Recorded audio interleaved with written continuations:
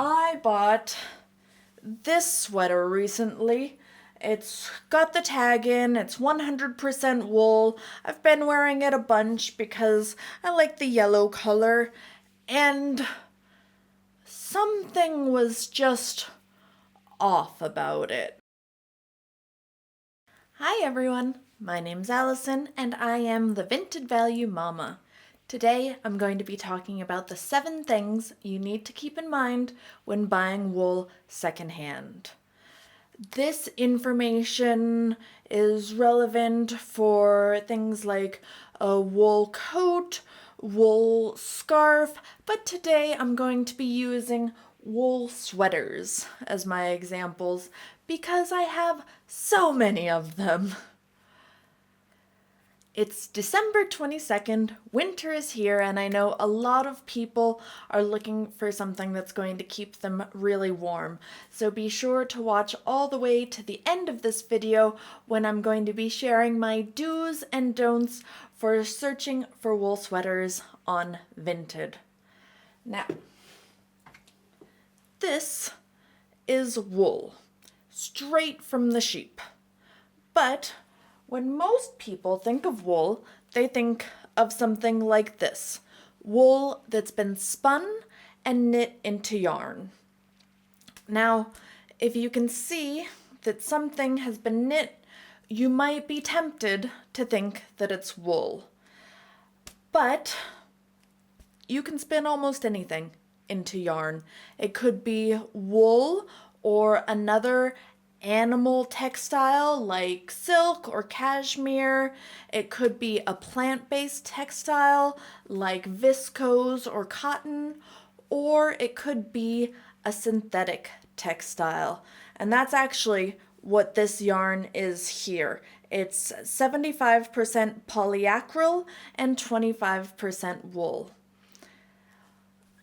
You really need to keep in mind that just because you can see something is made out of yarn does not mean that it's made out of wool.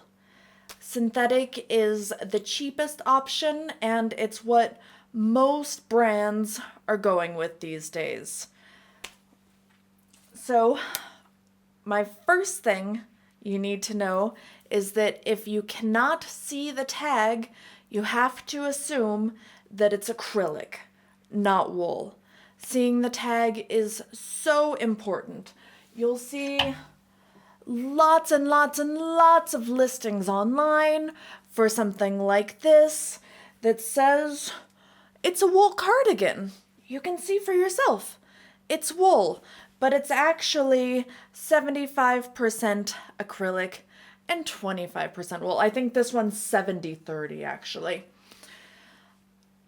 I'm not going to say that these are red flags. All sweaters are valid. Each textile is going to have slightly different properties, and you might really like one over the other. But today, we're talking about wool. Let me know in the comments below if you want a video going through all of the different textiles and what they're good for.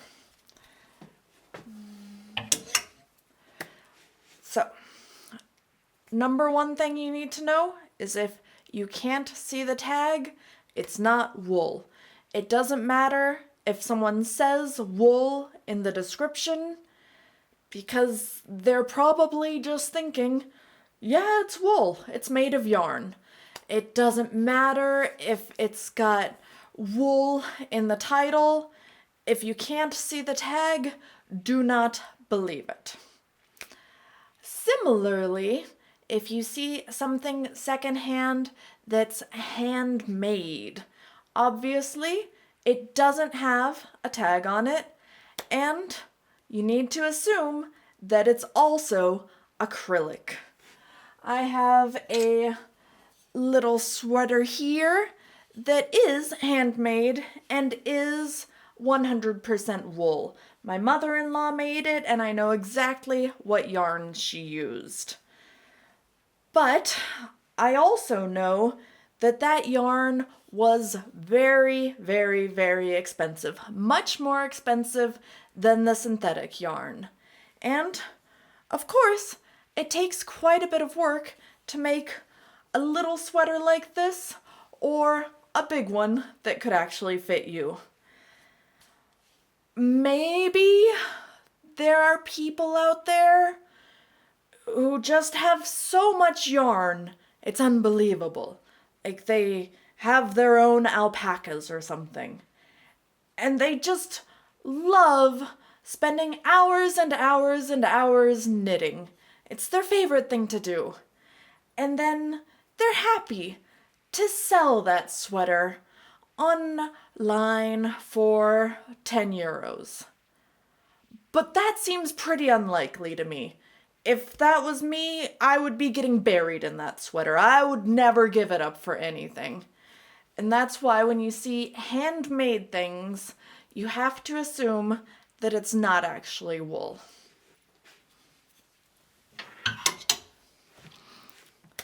The third thing you need to keep in mind when buying wool secondhand is that you're going to have to get a little bit crafty with it. With wool, when you're looking for a lower price, you're going to be looking at items that have holes in them, that are stained, or that have a lot of pilling happening. The little fluff balls that come with wool. I don't think any of these things are a deal breaker at all, but you need to be aware of it. I remember when I got my first sweater, the seller had mentioned that it had a couple holes in it, really small ones, and I watched a YouTube video on how to sew up holes, and it was really, really, really easy. It took like 10 minutes. You don't need any kind of special equipment, just a needle and a bit of similar colored thread. If you've got one of those little kits from like a hotel, you've probably got everything you need already. And you get a really wonderful warm wool sweater for a great price. I've also gotten things before that had stains on them. Luckily, the stain came out. I was very happy about that. And I've got one here now that's got quite a bit of pilling on it. You need to go through and sort of cut all the pilling off, and that is a bummer because the more parts of the sweater you cut off, the fewer parts of the sweater you have to actually keep your torso warm. You do need to keep that in mind if you have holes or if you have pilling. It's not going to be as durable as a different sweater. It's not going to last you the next 30 years, but it is going to last you quite a while. And when you're buying secondhand, you get it for a great price. Assuming that you're interested in wool because you want something warm and cozy for the winter, you want to keep an eye out for something like this. This is what's called in knitting a double knit, where you have two different colors. There might even be, I think there's 3 or 4 in there. And they use one color on the top, and the other colors are sort of tucked behind. So you can see right here, the front of the garment has a different pattern than the inside of the garment. And that's a really good sign that you've got a nice thick yarn and at least twice as much of it. So it's going to keep you a bit warmer than another sweater might.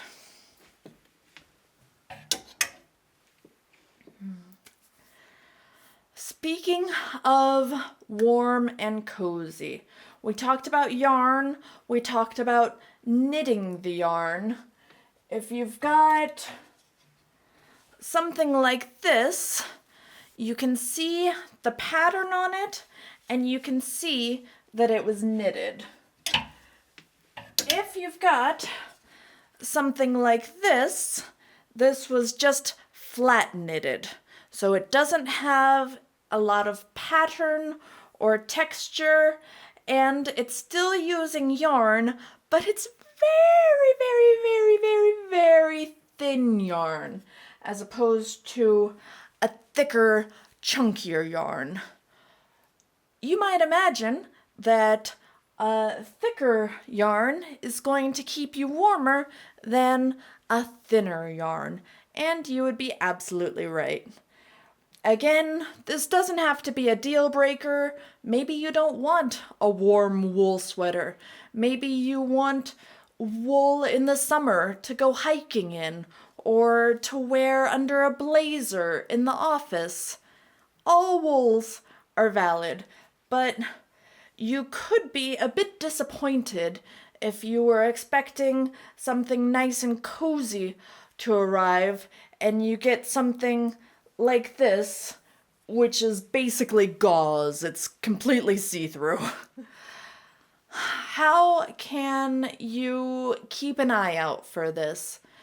In the pictures, you want to look for something that is really thick and chunky.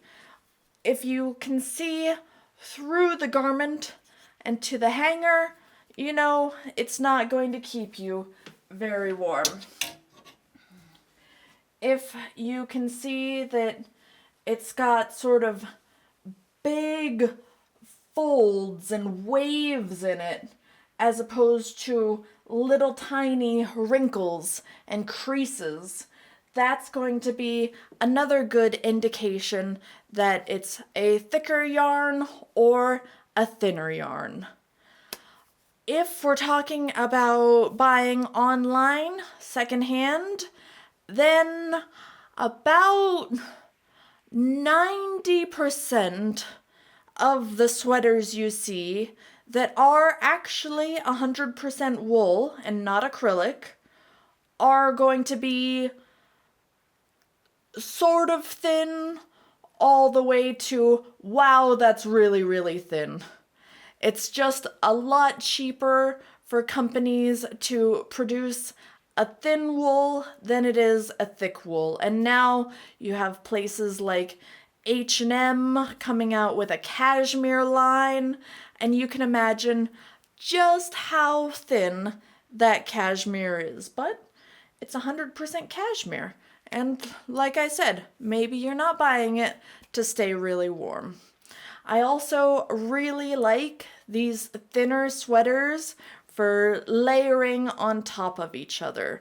So even if you do want to stay warm in the winter, it's often cheaper to buy two sort of thin wool sweaters than it is to buy one really thick wool sweater. And then you have the versatility of wearing it inside, wearing it in the summer, wearing it whenever you like. The sixth thing you need to keep in mind, especially while you're looking at the photos, is shrinking and felting. So you might have heard about this before. If you try and wash a wool sweater in warm water, it's going to shrink on you. And how can you see this? In the photos, the fibers are going to come together and it's going to look a lot thicker. It's difficult, if you don't know that exact sweater, to say, oh, this looks a lot thicker than it did before. But keep in mind that if you have the measurements of the sweater, it doesn't really matter. So when I bought this one, I could see from the photos that it was really thick. Everything was sort of lying there in big waves. It didn't have any little wrinkles in it. And I wasn't sure if it was something that had shrunk a bit or if it was just nice thick yarn. It's difficult to tell in a photo. But The listing also had the measurements, which is good because this is a weird one. It's in Australian 100 centimeters. I don't know what that means.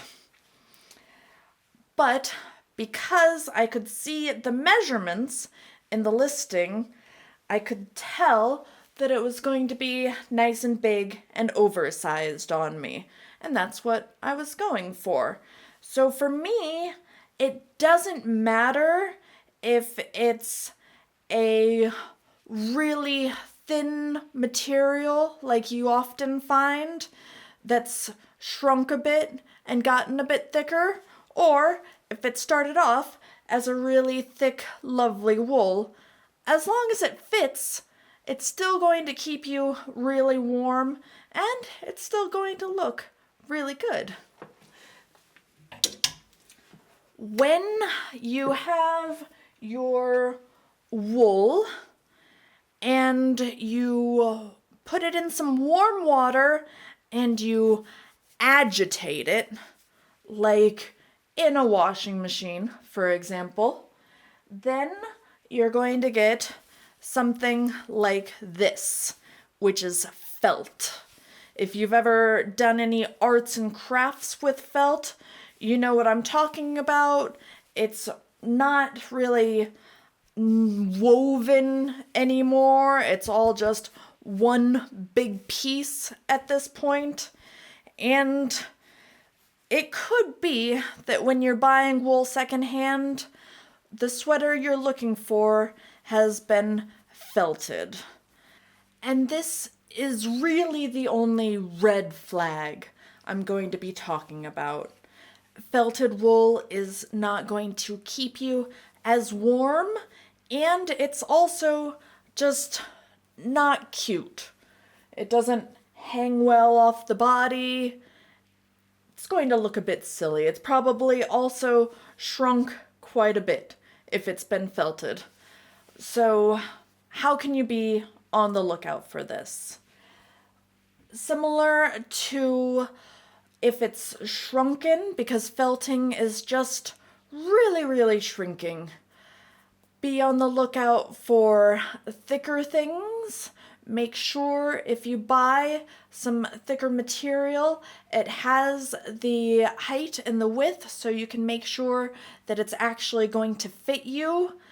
Also, when you've got wool, wool is incredibly elastic.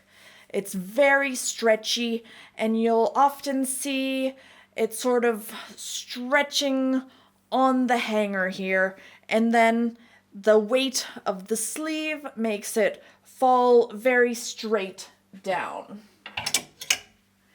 If you have something that's hanging there that's been felted, it's going to look a lot stiffer. The shoulders are going to really stick out a lot more. Once you start to see sweaters like that,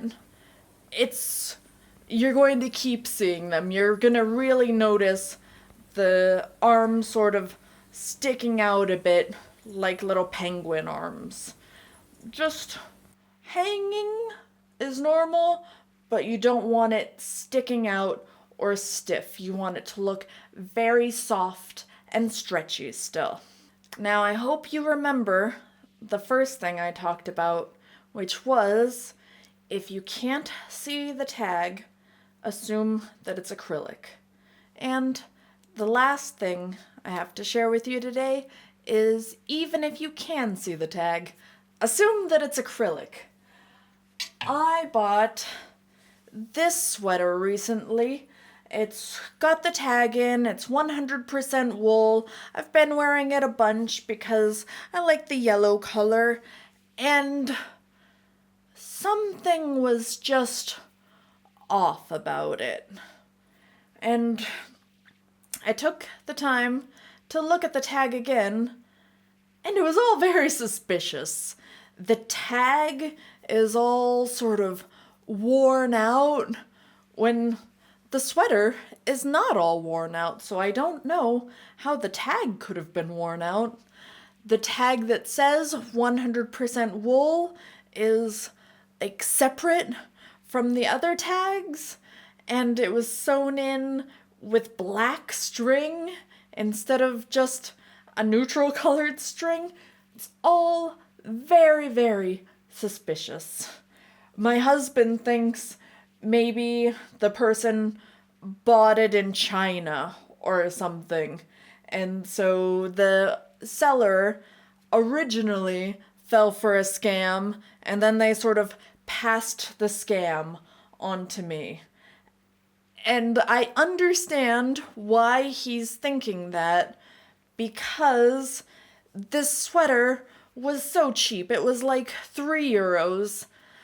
I don't know why anyone would ever take the time to sew in a different tag that they got from something else just to maybe sell it secondhand for like €1 or €2 more.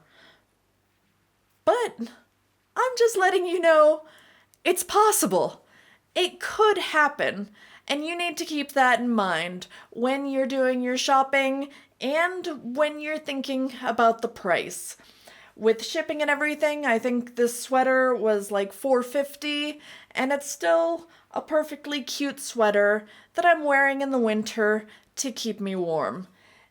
I'm not that torn up about the fact that I don't think it's real wool. But if I had spent €40.50, then I would probably be a bit more upset about that. Now, let's talk about the do's and don'ts when you're looking for secondhand wool, and I'm going to be talking about Vinted because that's what I use all the time. First, I will say don't filter by brand. There are a million really wonderful wool companies out there, but I'm not a fancy lady. I don't know any of them, quite frankly.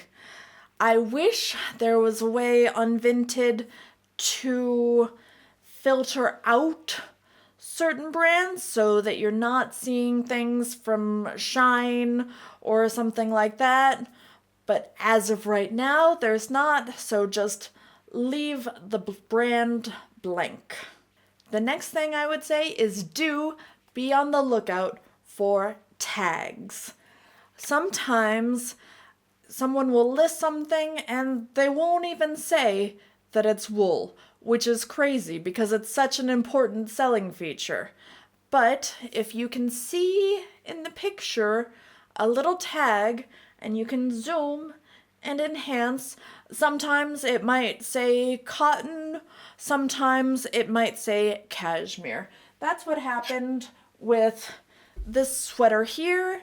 It popped up on my recommended feed, and as the person was taking a photo of the label here, I could see that it was pure cashmere, and I grabbed it up real quick. The next thing I want to talk about is don't filter your search by condition. Sometimes I even specifically search for sweaters that are only in satisfactory condition or good condition. Because like I said, that means the sweater probably has one tiny little hole in it that I know I'm going to be able to sew up in 10 minutes flat, and I can get it for a really great price. Speaking of price, do set your price limit. On Vinted, I usually spend between 5 and 12 euros on all of these sweaters, I think. Maybe one was like $4.50. But there are definitely a million search results that are going to be way higher than your budget, no matter what your budget is, because wool can be very expensive. So don't bother wasting your time seeing an €80 wool sweater when what you're really looking for is more in the range of an €8 wool sweater. When you search on a site like Vinted, if you just put wool in the material, you're going to get thousands of search results. And it takes a long time to really go through them and look for ones that actually have a picture of the tag, actually have the dimensions listed, and might actually be a good sweater for you. So a couple shortcuts that I have found: I will search up on the search bar 100 because I'm looking for things that are 100% wool or 100% cashmere. Doesn't always work out, and even if something says it's 100% wool, I would still like to see a picture of the tag to confirm that. But usually if someone takes the time to write in the description that it's 100% cashmere, they'll also take a picture of the tag which says 100% cashmere. So that's a good one. You can also search for the less used materials. So I won't choose wool because that's just going to give me 1,000 acrylic sweaters. I will choose merino or alpaca or cashmere. And you still have to definitely search through quite a bit. There's going to be a lot of things that are like cashmere type sweater, whatever that means. But it will give you a lot of good options. And that brings me to my last do, which is do take your time. Don't buy the first sweater that you see. Don't wait until the middle of December to start thinking about winter clothes. It really takes a while if you're searching through a million pictures trying to find one that actually took a photo of the tag, or that has the dimensions listed, or that looks nice and chunky instead of a thin sweater. It's going to take a while, so try and be patient. Try and enjoy the process. It's like a treasure hunt. If you want to hear about some more mistakes that I made when I first started shopping on Vinted, then be sure to watch this video on the first 10 purchases I ever made. Thank you for watching. Have a great day.